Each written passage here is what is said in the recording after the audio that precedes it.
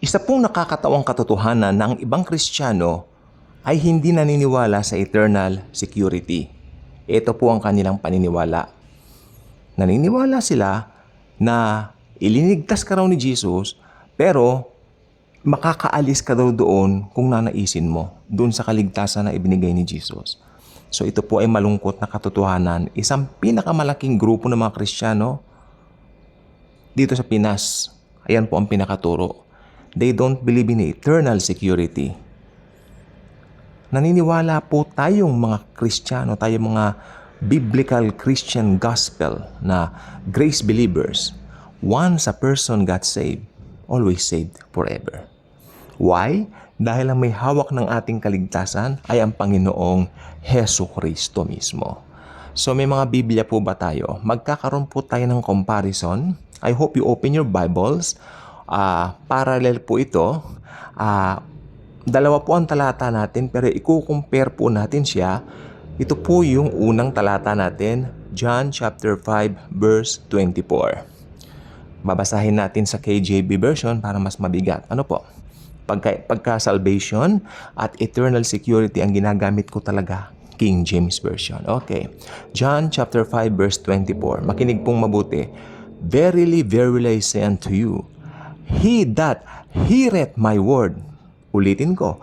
He that what? Heareth my word. Narinig. Okay. Isa-isa natin mamaya yan. And believe it on him that sent me. Hath everlasting life, and shall not come into condemnation, but is passed from death unto life. Ang Panginoong Hesukristo mismo ang magpapala ng kanyang mga banal na salita. Dito po sa verse na ito ng John chapter 5 verse 24, bigyan diin natin yung salitang, heareth my words. Heareth my words. Yan pong salitang yan, heareth, narinig. Sino mang nakarinig ng aking salita. Ibig sabihin, faith cometh by hearing, and hearing the word of Christ. Hindi po ba? Maliwanag po yan.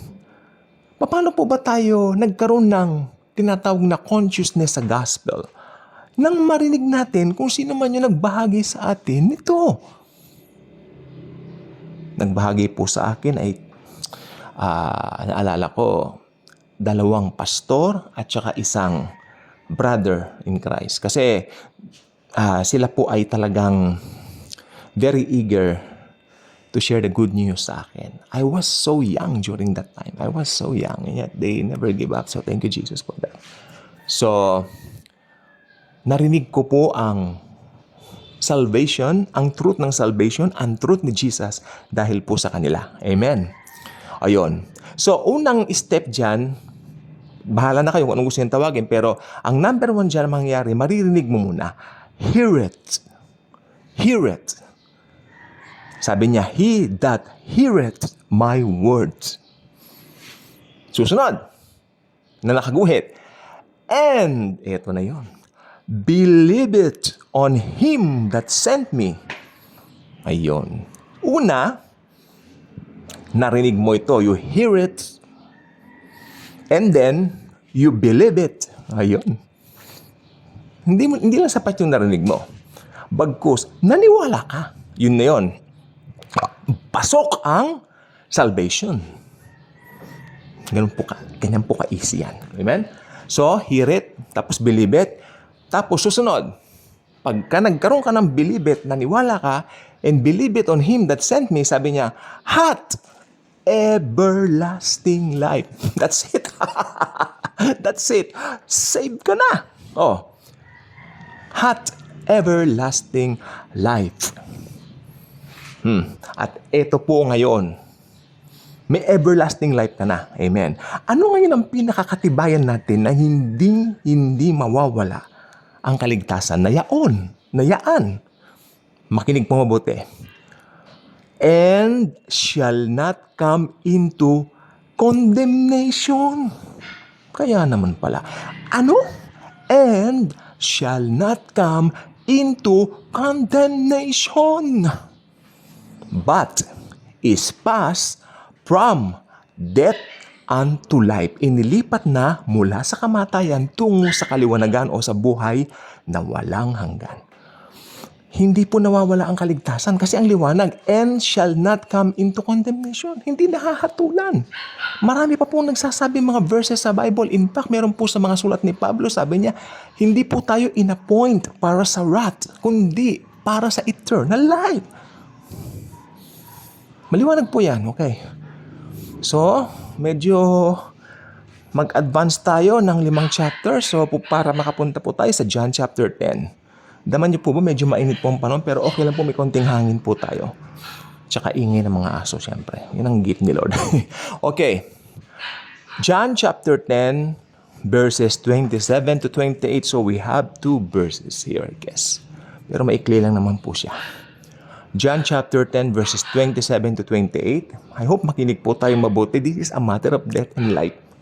This is a matter of death and life, especially you kung bago ka lang sa channel na ito, na I believe kung nagawi ka dito sa channel na ito at nanonood ka ngayon, hindi po yan aksidente. The Lord Jesus wants you to watch it, listen to it, and believe it, so that you will have eternal life. John chapter 10, verses 27 to 28. It says, "My sheep hear my voice." Wow! Wow!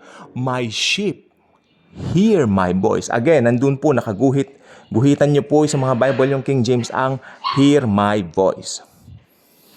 My sheep hear my voice. So pakiguhitan po yan sa mga King James Bible natin.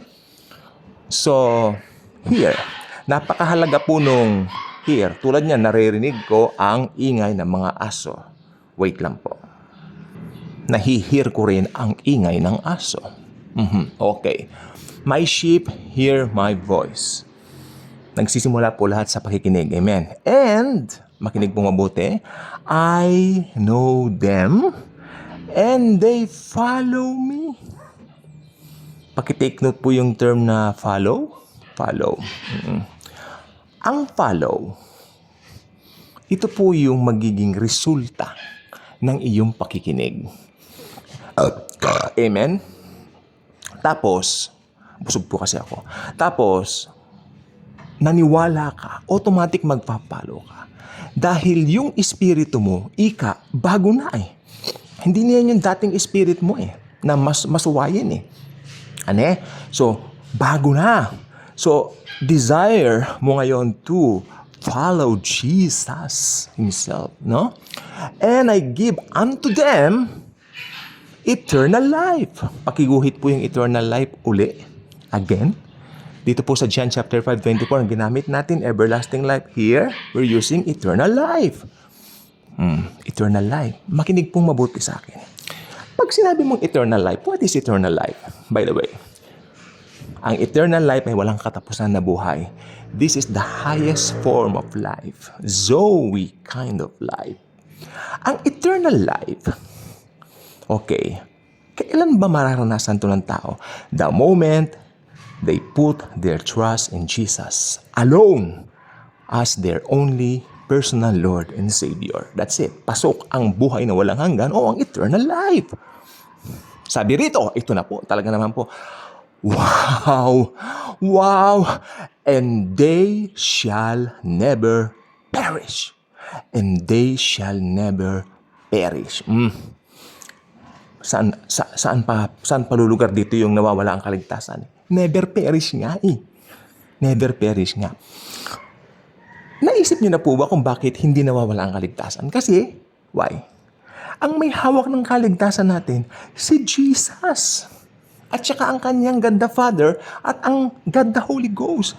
The Trinity themselves. Sila ang may hawak ng ating salvation. Imposibleng mawala. Hindi pwede. Walang kawala. Yan yun. Di ba?